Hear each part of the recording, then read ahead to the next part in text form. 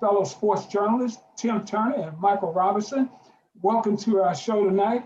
And we're joined by a special guest tonight, 10-year NBA veteran. But you know what? Before I even introduce this brother, I want to do this, fellas.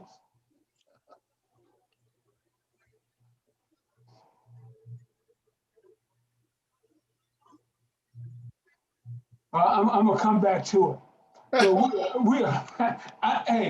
we are proud and honored to have former Atlanta Hawk Bishop John Battle on. And John, am I right? Your church is Spreading the Word Ministries in Atlanta? Yeah, we have 2 locations. The other one is called New Shield of Faith.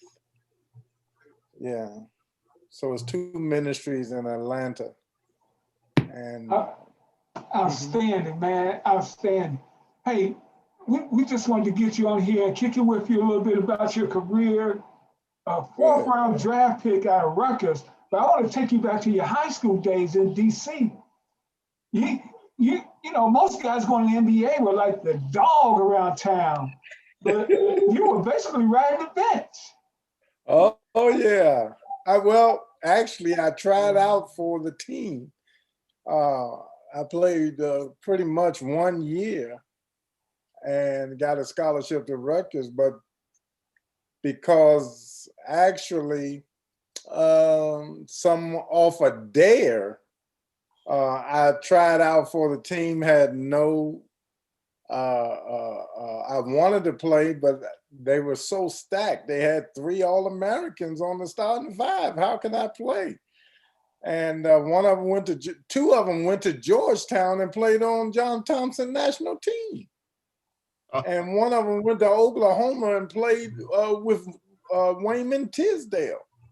Wow. How could I break that? And I have no name. How can I break that unit? And so I really didn't care about trying out. I was doing other things in my life, but off a dare, someone said, well, let's just go out and try. And fortunately, we're sitting here because I made the team.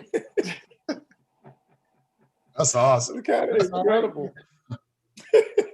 Go ahead, Tim. I want to go forward to your NBA career because I think what your proving ground was here in Atlanta, and I guess the Omni was your building at the time, and I think that's we're going way back. But talk about the years with Atlanta because I'm thinking Lenny was your coach, Fratello was your coach, right? Mike Fratello was my coach most of the years in Atlanta, and those when I played with Dominique and Spud Webb and that Atlanta Hawk team and Tree Rollins and Doc Rivers and Randy Whitman and Kevin Willis, all of us played together for many years. And then they brought on the late good friend of mine, Moses Malone, and Reggie Theus and Mike McGee and all those things for us to try and see where we're going to get as far as the league was concerned. But you guys, you were a solid team. It seemed like you were consistently a playoff team. I'm thinking in those days. Oh, yeah. Every year, solid playoff team. But there was always somebody in your way, though. Almost, yeah, it was always somebody in our way. Chicago, Boston, or Detroit. yeah, coming out the East was hard. But yeah, you guys are solid, but you could never get, you didn't have the roster to beat those other cats. Well, I wouldn't say the roster. I would say, Tim, I would probably say at times we didn't have the break. We were 1 break away from beating Boston, and Boston went on, I believe Boston or LA went on to play in the championship. But reality is LA couldn't beat us during those times. Right. And if we were representing the East and went to the West to play in the championship, we had a really, really good shot at winning the championship. Now, you were on that team with the series in the 88, I think it's 88 series, when y'all played the Celtics and there was that one-on-one up in Boston. What was it like for you to What was it like for you to be part of that? Oh man, one of the highlights of my life. I still remember that game. Some games I forget, but a game like that where Larry Bird and Dominique, it was almost like, and you know, I'm having a chance in between those great players, Hall of Famers. I get a shot in and make it. But what an incredible atmosphere that was set that night with both of them just on fire and being all Hall of Famers, and it was a great night. And we didn't hang our heads down at all. I mean, it was sports at its best. Well, that was the thing about. That's what I liked about you guys. You guys had a lot. You had some dog in you, and that probably came from a guy who I thought was the most mild-mannered cat on the team, but he probably would kill you just as much as look at you. That's Tree Rollins, because it's like the real dude, you know. And like all the other guys, under all of that, he's a softie. He's a good guy. He's a nice guy, and wouldn't hurt a fly. But when we get on the floor, it's a different thing. Mike. All right. Of course, I'm gonna fast forward to your Cleveland days. I just got started. You were my first NBA team I covered, and then the great Jim Jones. Yeah, Jim Jones actually was my homie from Wisconsin. So that's kind of how I really got into the mix over there. I was actually living in Pennsylvania, but I used to drive over to Richfield because that's what a lot of people don't realize. You guys are in Richfield, not Cleveland. Richfield. And right. And so let's get to those days. So you played with the legendary coach, one of the few at the time that won a championship when he was with Seattle. So Lenny Wilkins, and you got Mark Price, as I said, Larry Nance, Brad Daugherty, a lot of great players. And of course, your impediment that time was the Chicago Bulls. They knocked you guys out both playoff times. So what was it like during that time? And let's add, you just married the beautiful celebrity R&B singer, Regina Bell, right around that time. So what was that whole atmosphere like, playing on this nice team and, you know, marrying the love of your life? Well, you know, I was new to the team. I wasn't new to the marriage because we went through college together. Oh, I did not know that. Yeah, that's true. So, okay. Yeah, we were best friends for years, and we just decided that it was now time for us to become even better than friends. So, I was more. It was more new in Cleveland than it was after we had gotten married. So, but Cleveland was a funny town. I don't mean to talk about it. It was a funny town. People were nice. People were great to be around. But I, coming from Atlanta, we would always, Cleveland was coming as one of the top teams in the East. But they were always, as you know, under the shadow of a shot by Michael Jordan. And coming there, it seemed like the whole city remembered that shot. And they couldn't get it. They never got past that shot. And I think still today, until LeBron bought a championship there, until LeBron came and re-energized that place, they would never get past that shot. And Lenny tried, but I think his downfall was, and his best shot was when he traded Ron Harper. I think that was his undoing. Yeah. Well, because he stabilized Michael Jordan. Michael Jordan had to really work when he played against Ron Harper. Which is what. And don't forget they traded Kevin Johnson too. They traded Kevin Johnson, I think, prior to that, but you know they didn't get a bad replacement with Mark Price, but that's true. At that particular time because he was playing all-star ball. But I think for the betterment of the Bulls. When they traded Ron Harper, they took themselves out of the elite class. With Ron Harper, they were in an elite class, hard to handle.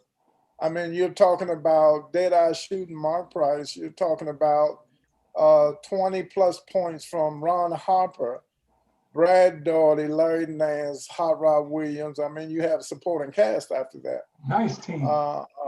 But you take that main thing that now I played with Steve Kerr for a long time. I played with Craig Elo for a long time. Good athletes, great players. But I think there's a certain fear or a certain competitiveness, I should say, when it comes to Ron Harper playing Michael Jordan. I thought they would have had a better chance of success. Okay. Wow, that is so interesting to hear you talk about the impact that one shot had on that franchise. It was like a hangover. Yeah. Until LeBron, that shot was stamped in Cleveland's memory. Not just the team, but the whole state of Ohio had that stamped until, and it took a long time, but LeBron came in. Until he won that championship, it was over. Well, I think it's the same way here. You guys, I guess the Browns at that time, I guess the Broncos and the letdown they had in the playoffs, and you guys let down the playoffs. It was y'all were Atlanta before Atlanta was when you got the Falcons and the Braves and the Hawks and how they play. You know, they get only so far, and then boom. I mean, Sunday night I was running from the TV set from 6:30 to 7. They had these condensed highlights on NFL Network, and it was the New England Atlanta Super Bowl. I went out and did everything I could not to watch that nonsense again. but well, you know, I'm a Washingtonian, and I'm you know, when you from Washington D.C. back in the day when they were called the Redskins or when the Washington football team, if you wasn't a Washington football team fan, then they will buy your house and relocate you. You had to be a Redskin all the way. But you know, when in Atlanta, I'm kind of like, and actually I've been here in Atlanta longer than I've been in DC. I haven't hooked my self into the Falcons yet. Good man. I haven't hooked into them yet. And then when they lost that Super Bowl to New England, the way they lost it, I said, I know I ain't hooked into them yet. Hey, I still got Doug Williams and his great Super Bowl championship on my mind. We do great things in DC. John, Sharonda. I was almost persuaded, though. I was almost persuaded when Vic was here. I was almost persuaded. There you go. Hey, John, Sharonda Phelps checked in. She says, hey, John, remember I played for UDC, Sharonda Phelps from New Jersey. Sharonda Phelps, heard of her, yes. Yes, sir. Yeah. She says you were a great player. Thank you for keeping my memory strong. Yes, sir. Yes, sir. Wow. In fact, now I got this queued up. Let me go here. There we go. Still no scoring in the second quarter. We played a minute and a half at the Palace. Still tied at 26. Battle from the dotted line. Gets it down. DJ and Spider got all over him. Atlanta now has 4 turnovers. Yeah. Isaiah missed the rainbow to Moses. Wow. Battle to forecourt, contact with the pick. And Battle buries it. Battle and Moncrief, contact Moses and Dwayne Farrell for Atlanta. Battle gets by Vinny. Hits the glass over. Glass, nice. And Atlanta leads it by 5. John Battle, very difficult matchup for Vinny Johnson. That time he got by Vinny and John Sally got there late to give help. That's enough of you. That's enough of you, ball manhandling my pistols like that, man. I mean, that's my squad. You dealing on Benny, Joe, Isaiah? You on mute. You're on mute. Mute. John, you're on mute. We can't hear you. I'm sorry. I had to have some kind of fight. Those guys were really. Remember, I'm only 6'2", man. I'm a little small guy, and these guys are 5'. Vinny Johnson is 6'3", 6'4", with all kinds of muscles everywhere. I'm a little guy from Washington, D.C. But John, you are honestly being humble. You're a 4th round draft pick. You came into the league and just made a place for you. And Tim and I were talking about it before we came on air. That's one of the great periods of the National Basketball Association. It was a physical game, and you came in there, bro. You brought it every night, man. Well, you know, we're going, Rick. We had to. I learned that from growing up in the streets of DC. That you had to be alert, one thing, and you had to be fearless, because you may find yourself on the wrong side of the neighborhood. And when I grew up, we kind of like took the challenges that was before us and kind of dealt with them. And now I'm faced with a challenge of a little small. Look, my first guard, when I went, the first time I ever stepped on an NBA floor, here's a challenge for you. My first person I ever had to check or to guard was Julius Ervings. That's so. Now, Tim, I grew up watching Julius, being on the court, trying to be like him. And my first job, Mike Fratello sticks me on Julius Ervings. You look over there and tell him thank you. Good, thank you, Mike. Yeah, I wanted to. If I was trying to make the team, so I couldn't be as sarcastic as I wanted to be. Like, man, thank you. You trying to kick me off the team? But you know, at that time, you when you came in there, what's not there now is what you had then. You could shoot. You had Alex English, Brian Winter, Mark Price, all these cats who could fill it up. Every night, everybody had somebody on the team, George Gervin. You know, this cat, everybody could shoot somewhere. You don't see that anymore, though. Well, because, look,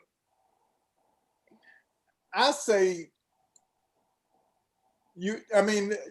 I think Steph Curry is one of the greatest shooters, if not the greatest shooter we have ever seen. And that's because you gotta make the bucket, no matter what it is. You gotta make the bucket. But when it comes down to the way we played each other, as far as, remember, the hand check rule is no longer in play. You can't touch nobody. You gotta kind of like just put your hands up and try to play them the best you can. But back then, we would have to almost ref ourselves because someone is grabbing, someone's holding, and you had to get your shot off, and you had to shoot 50% or 48% from the floor with somebody's hands on you. So, and wherever you are on the floor, and today, if you do that, you automatically, and then there's, I ain't never heard of a flagrant foul. What is that? Flagrant 1, flagrant 2. We have look, Rick Mahorn had flagrant 2s every night. He would have never played. Yeah, they just setting the screen. So, and let's not forget, you know, you played against his father, Dale Curry. So you know, kind of knew that would happen. Yeah. Oh, look, we were made. If Dale got hot, I knew. And look, we knew the advantage of Seth and his brother had. They were ball boys. Yeah, they were out there shooting with us. What do you think they learn how to shoot? Exactly. When we go to play them, every night they're the ball boys. So they out there, they used to that. So let's not get it twisted. But yeah, we played with those guys, and when those guys got hot, you better believe we knew how to take a foul. But you can't take a foul now because if you touch somebody, they want to know it's flagrant. You was trying to hurt the person. No, we was trying to knock them off their game. But they still hit the shots though. Everybody still hit the shots. Yeah, but guess what? Yeah, but that's what made them great. But also, they will remember that you're on the floor and you're not just gonna let them out. So next time they shoot, they're gonna remember the hard foul you took. Yeah, go and from we got some comments from the little highlight package I showed of you, talking about your mid-range game. You said, look at his mid-range jumper. Nope, you didn't shoot a lot of threes back then. I know that wasn't really part of it, but you were trying to get, when you want to attack offensively, you were trying to get to the mid-range or all the way to the bucket. Well, Steve, Ricky, guess what? For me, if you shoot a three, that means I'm just going to have to get it the hard way, and one, a foul or whatever. But I just have to get an extra shot. I'm not worried about trying to develop a game. Now, if you don't shoot threes, then they don't want you in the NBA. But and you know who breaks that? Who kind of combines the game and sets, that's why he's so great, is Kevin Durant. Kevin Durant does not care about a three till it's time to care about a three. He will shoot it. And he's great at shooting it, but you know he's one of the great in-between guys. He'll shoot a free throw shot.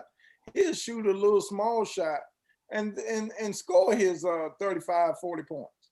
But that's just one guy you're talking about. Do you see other people? Is Chris Paul that? But is he that? Is Klay Thompson that? Are these the guys that you're looking at that play like that? Is DeRozan one? Are these the cats that do that? Because I miss people being able to hit jumpers. Like I said, I would see Alex English. Man, he just effortless. Boom, drop.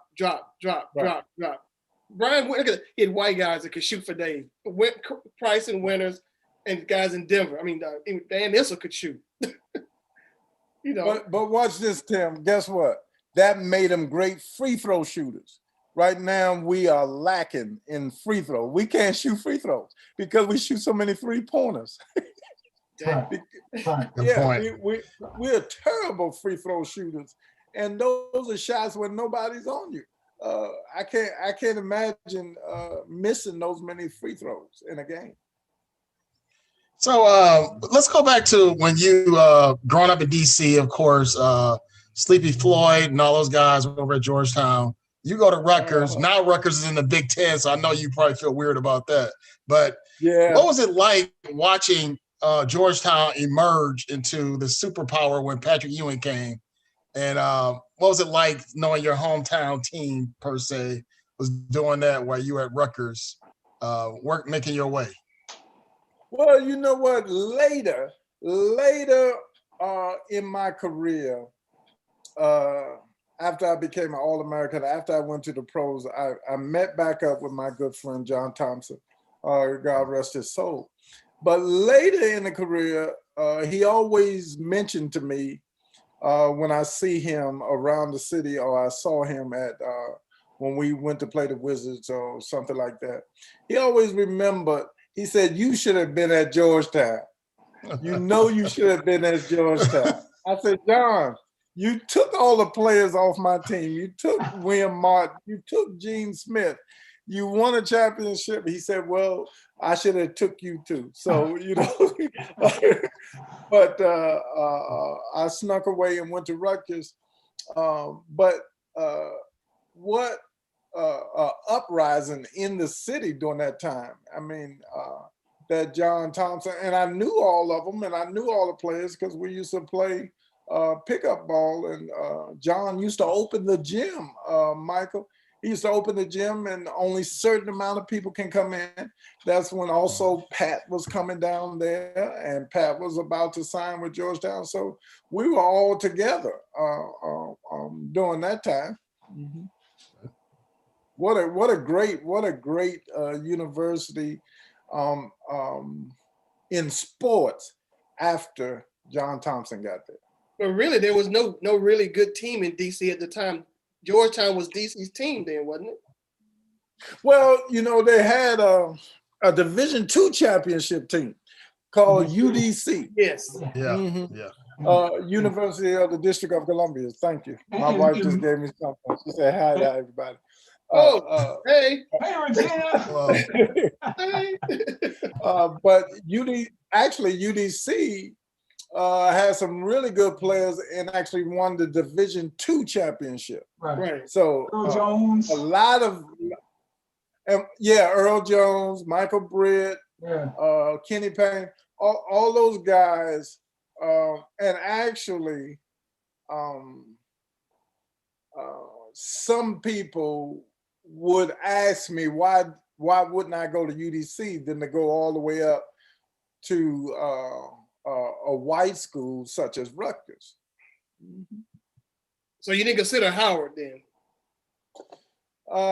No, I didn't consider Howard. I actually wanted to get away from DC. I wanted to change my environments for personal reasons to help me be a student and an athlete. Hey, John, it would have been so hard to try just to be at Howard, and I live right around the corner. That would have been hard. That's too comfortable, man. No. And John, you always gave the Pistons fit. They were a great defensive team, but you were always effective against them. Who were some of the guys that you took on as a challenge, and some of the guys you felt you could always do business with on the offensive end, and who challenged you on the defensive end? Because I think Patello stuck you on Doc because he knew you were going to get after whoever you were assigned to. Well, he knew that I had no other choice from whence I've come and the obstacles that was before me. I had to play taller guys. I had to try and make the team. I had to try and make a living off of this thing. And he always saw what you all call the dog that a person had in there. Mike Fratello came from a rough, little background in New Jersey or whatever.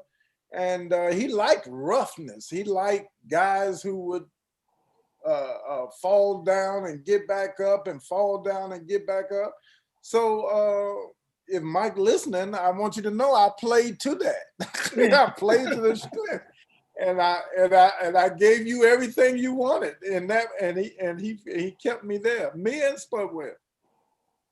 Yeah, and Art Thompson, the great basketball writer from the back in the day from the Orange County Register, just checked in and said the microwave could not guard John Barrow.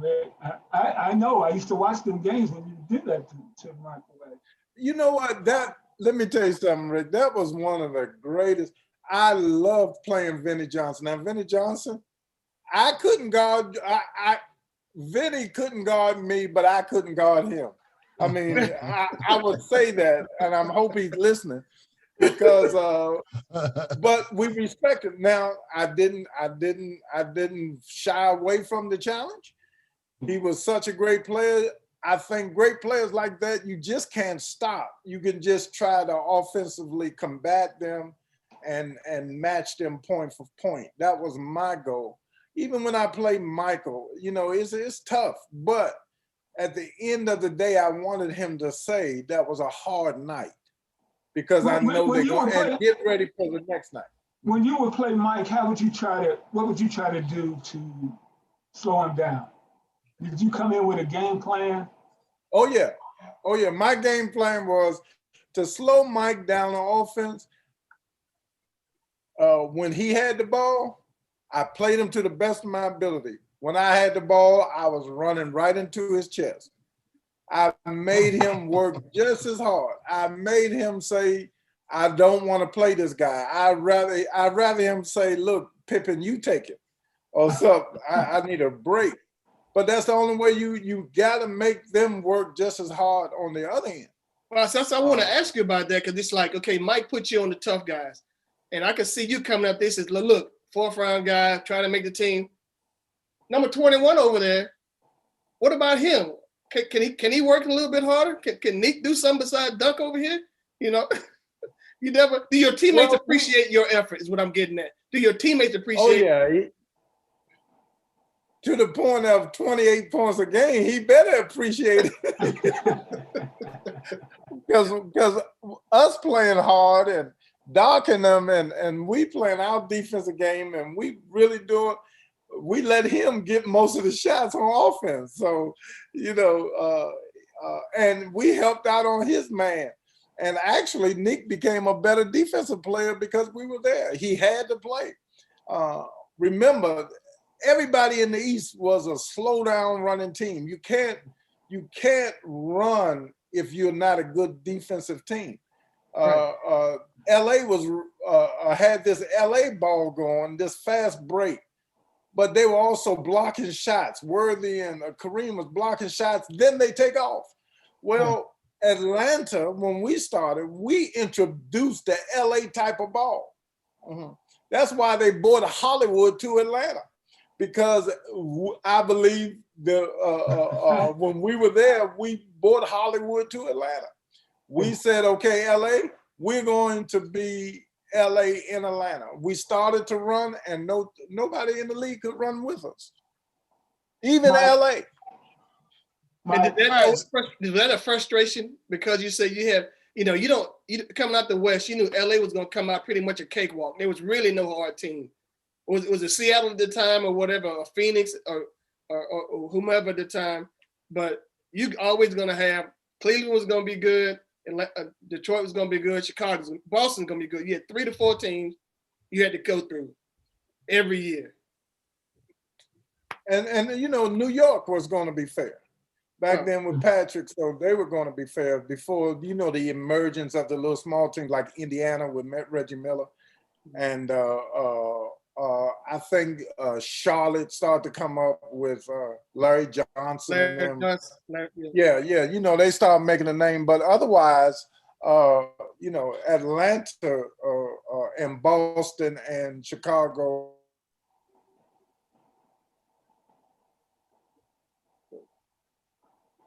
John froze on. Come on back, John. Oh, he's gone. Got to get him back.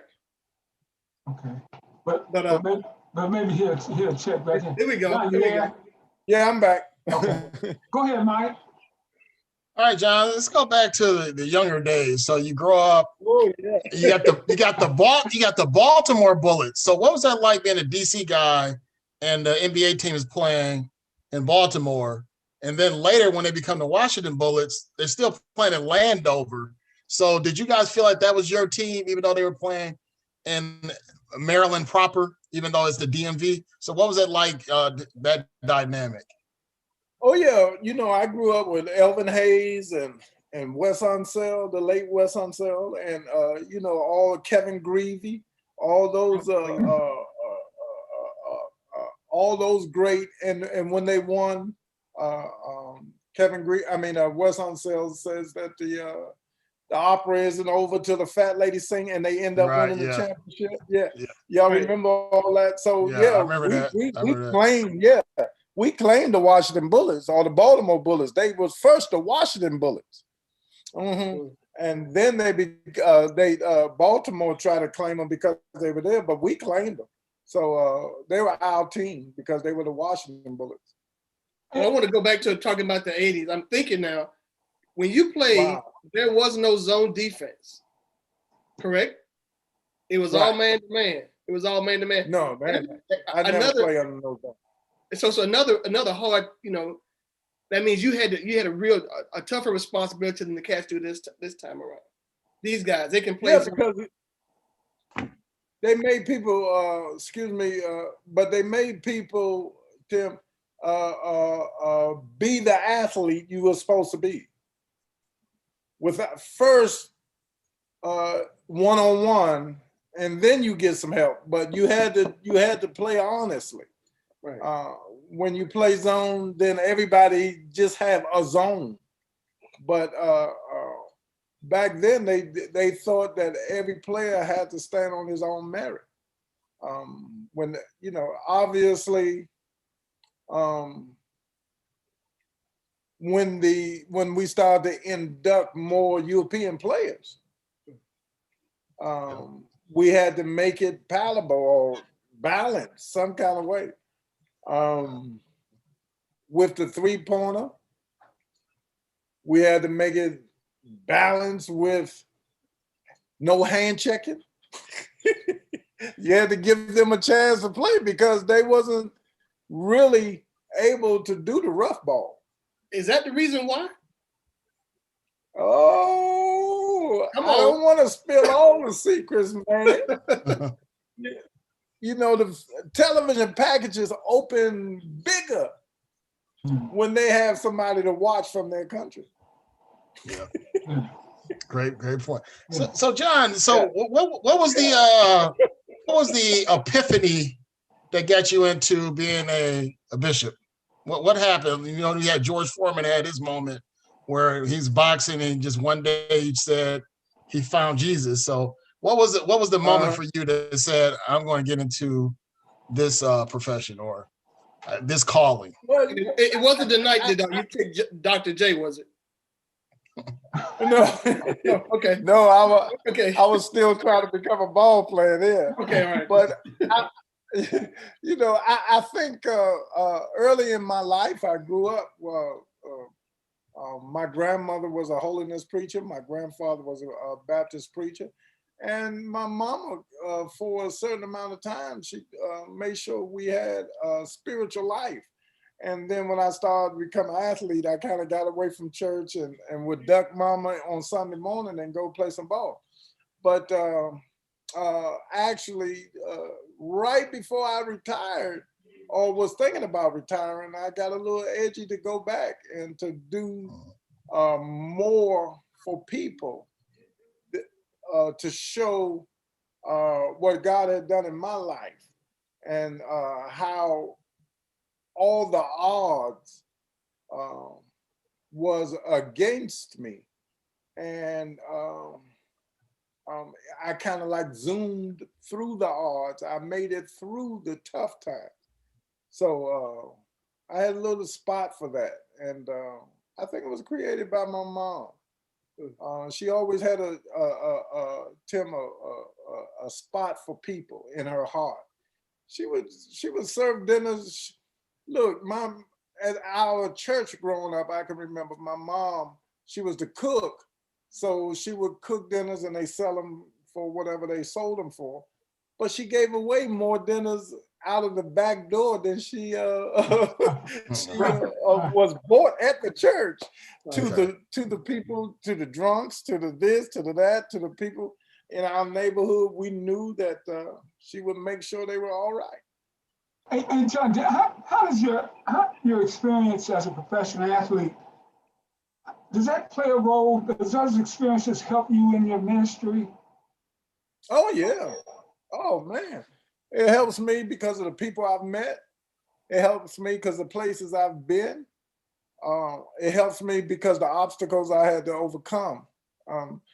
I'm really big on telling people you can make it not because it's just a saying, Ricky and Mike and Tim. It's because I know I'm coming from a inner city high school. I have no 10th grade. I dropped out in the 10th grade. I have no grades, F, because I did not go to school. I only went for about a month and then I said, that's it. My whole 10th grade is gone. I come back, make the team, and in 11th grade, try to go back to school. And then play my 12th grade year or my final year in high school. Here's odds. I'm talking about odds. I'm talking about what I can talk about and how I can encourage people. you come off the bench. I've never started. Come off the bench and you average 25. And you come from nowhere and get a scholarship to one scholarship. And that was to Rutgers University. That was the only one. So everybody's saying, why didn't you go here, go there? I couldn't, only have one. I didn't have no junior colleges. I didn't have no other colleges, UDC, Georgetown, nobody came. Rutgers came. Did you even know what Rutgers was at that time? I didn't know what Rutgers could. I never heard of it. Right. Never heard of it. But now you ask somebody with a, back then you remember we had a 2.0 mic to get to school. Right. I'm sitting with a 1.0 or 0.9 at that time problem. And I had to have help from my principal who says, I'm not going to let another black boy not go to school. I said, you're going to send me with no GPA, almost no GPA, to an Ivy League school next door to Princeton. A majority white Ivy League school where athletes and student is first, then athlete. And you're going to tell me to try and graduate in 4 years with 2 degrees, and I have nothing in front of me.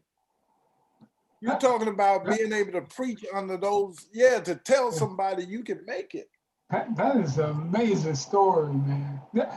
Hey, John, do you think we in our community, do you think we put too much emphasis on athletics and not enough on the academic part of it? Well, I hope we don't, because there's great as we see Kamala, as we see Obama, there's great things that can be accomplished with your mind. And let me tell you something, I wouldn't have been in the NBA. It wasn't for my talent. It was because my mind helped me get there. I knew what I was supposed to do. I pushed my body with my mind.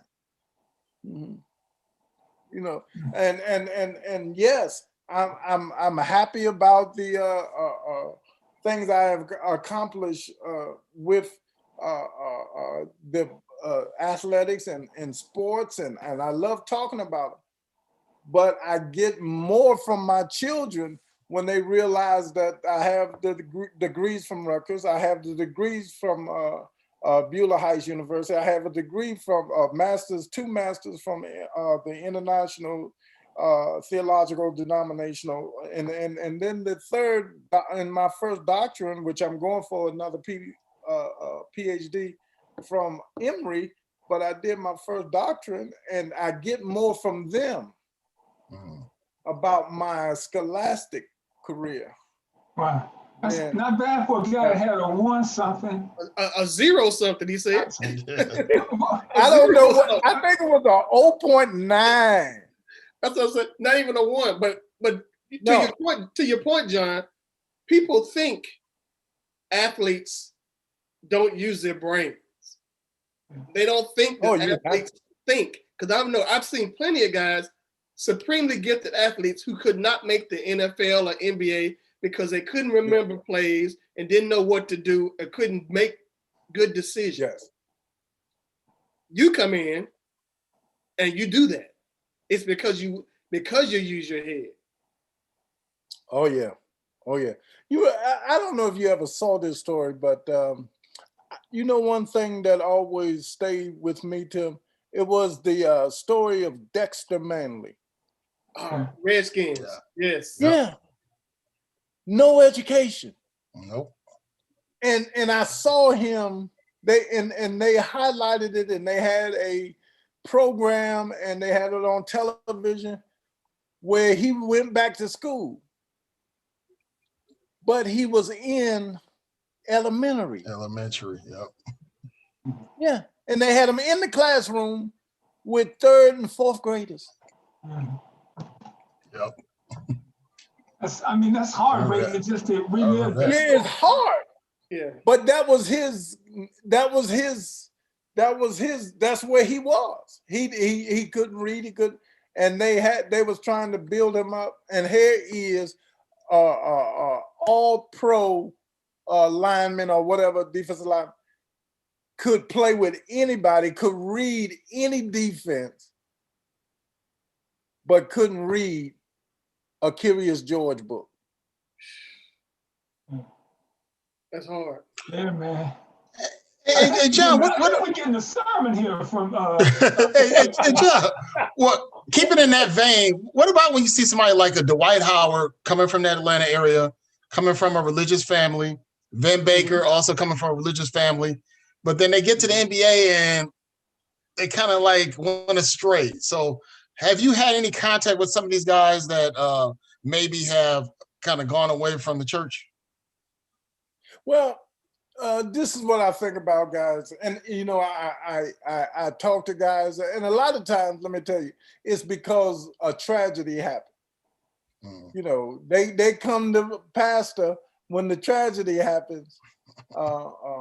And sometimes that's God's way, because God really doesn't care when you come.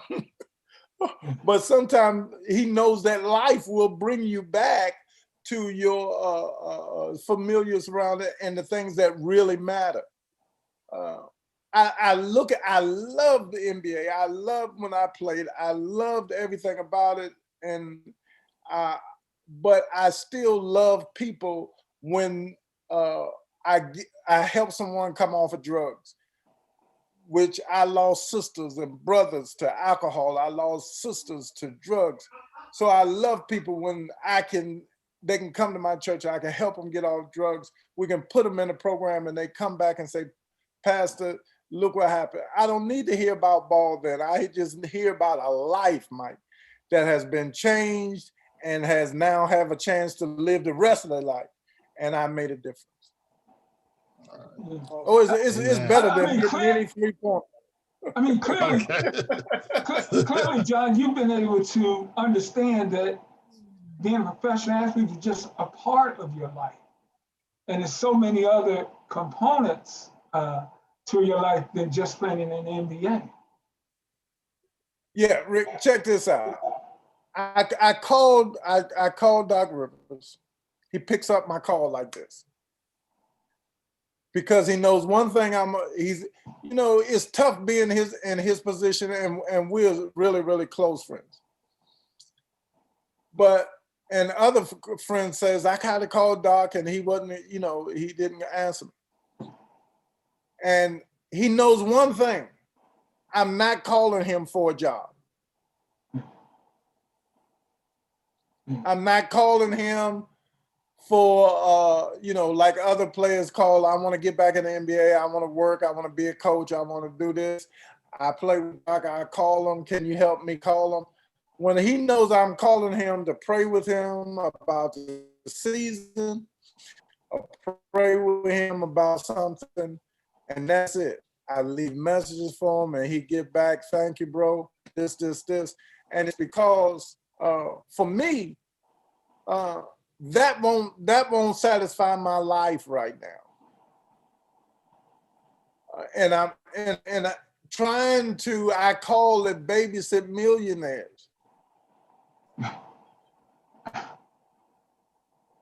I think we lost John, and I want to hear what he's going to say. John, are you there? It's going to have to come back. There you go. Restarting again. We appreciate everybody sticking with us tonight. I'm back. Africa. John.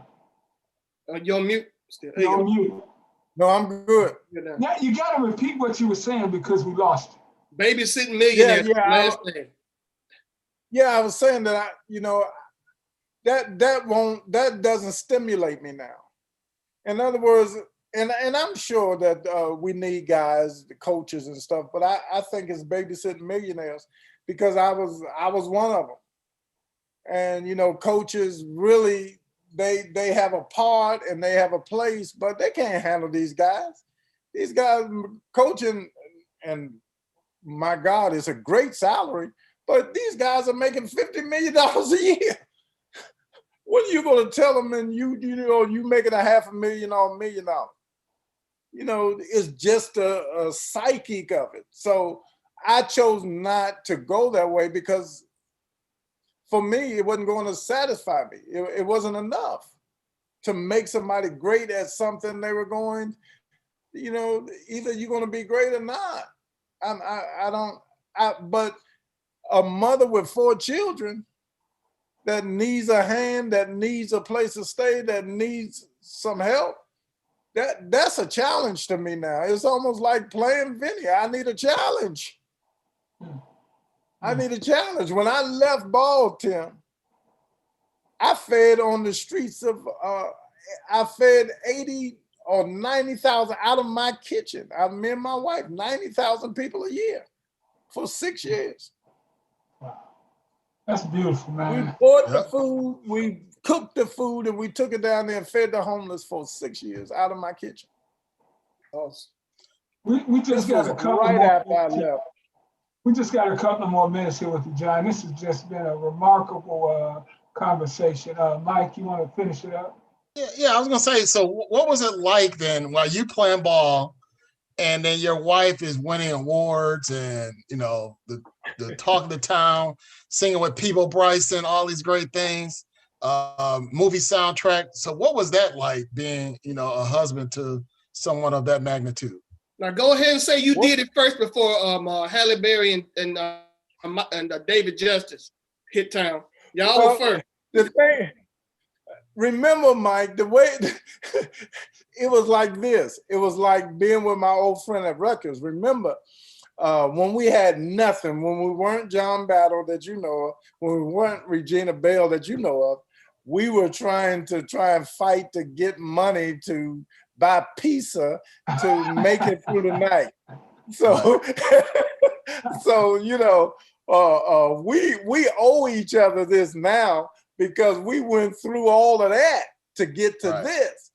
So that's why after, you know, we're coming up on 30 years of celebrating our 40 years of friendship, but 30 years of marriage. So, and after 5 kids and going through that stuff, plus we haven't seen each other. When we were out there, I was on the road, she was on the road. We just started to, we thank God for the time together because we just really enjoying ourselves. Man. My brother, she still works 40 weekends out a year when she go back to work. John Battle, brother, you got to put this in a book, a movie, or something, man. You have lived a remarkable life, man, and you know, I always had such respect for you as a player, because I mean, you were like a Piston player, man. You were a rugged, physical. You got after it, and I always had respect for you. Even when you would light my boys up, man, I got even more respect and appreciation for you now. Yeah. Well, you know, Rick, I thank you for keeping your word. You said, look, I want you to come on my show. And you did that, and I appreciate it. I appreciated, I think it was Butch. Butch. Remember? Yeah. Was it Butch? It was Butch. And his podcast, which, you know, a lot of people from DC text me and say, hey, man, we was listening. Thank you. And for telling the story, because they are very familiar with it. And some of them did not know, you know, from whence we've come. But I want to thank you for allowing me this opportunity, because I don't talk. Because John, one of the things we like to do here, man, we're old school guys. All of us former sports writers, current sports writers, and we appreciate guys like you who went out there and, you know, took care of business. Just quality NBA players, and we love to celebrate guys like yourself. Sure. Right. And I want you to note this, you all. I'm hoping that when it's all when my time is up and I'm done here on earth, that I don't want to leave here with nothing. I have pretty much taken care of my kids. Okay, me and my wife have, but we promised ourselves that I don't want to leave here with nothing. And and I tell her, don't even bury me in new clothes. Give me the oldest suit I have. Take everything else that my kids don't need and we don't need and give it away. Make sure somebody else have it. Now, that's not only in material things, but I'm hoping that the fight, the challenges, and everything that I had to endure can go to some little old black boy who is sitting up in their house right now wondering, what can I do to get out of my present situation? Wow. All right. Well, my last thing before we let you go is what was the mood that you had being a Washingtonian when you saw that nonsense that happened at the Capitol? Well, let me Mike, let me put it like this. And trust me, I got to say it like this. It was almost like there were two constitutions. There were two Americas. Because I'm sitting back watching that and I'm saying, white folk, that's your fight. That's not my fight. It was almost like two Americas, like white now is fighting white. And black folk are sitting back saying, look at y'all. Y'all talk about us, look at y'all. Hey, John, we may have one sprinkle or two, but y'all realize we ain't seen a lot of black folk. That wasn't on CNN when all of that was going on. We ain't see a lot of black folk. And I can assure you the black folks who were there are in jail now. They're gonna make sure to find them. And we found those. Yes. The four that were there are all behind bars, probably. John, is that something you preach to during these perilous times in our society? Are those issues you take to the pulpit? Oh yeah. Last summer as well. Yeah. Oh yeah. I took COVID-19 to the pulpit. I took the riots here in Atlanta. Remember, if you notice when they burned down a Wendy's. Yeah, don't you know that's right across the street from my church? Wow. So I'm there. Wow. See, I've been to that Wendy's since the fire. I didn't know that. They rebuilt it?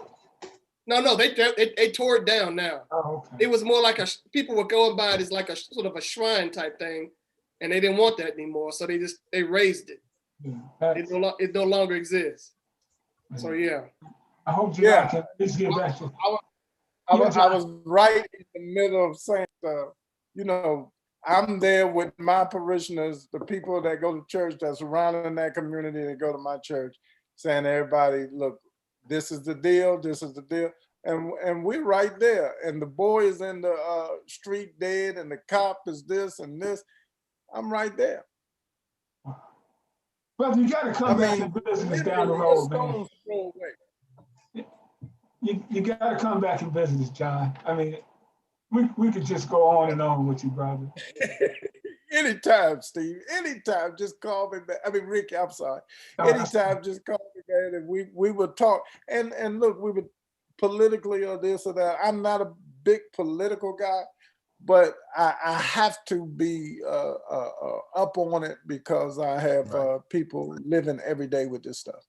And people who want to follow you, because I think you've made some new fans tonight. Spreading the Word Ministries in Atlanta. Yes. Yes. New Shield of Faith. Okay, in Atlanta. And that's John Battle. Thank you so much. God bless you, man. God bless you. Thank you, Ricky. Thank you, Tim. Thank you, Michael. And I want to thank all our viewers for checking in all over the country. We appreciate you. For Ricky Hampton, Tim Turner, Michael Robinson, the great John Battle, good night. God bless. Take care, everybody. Well,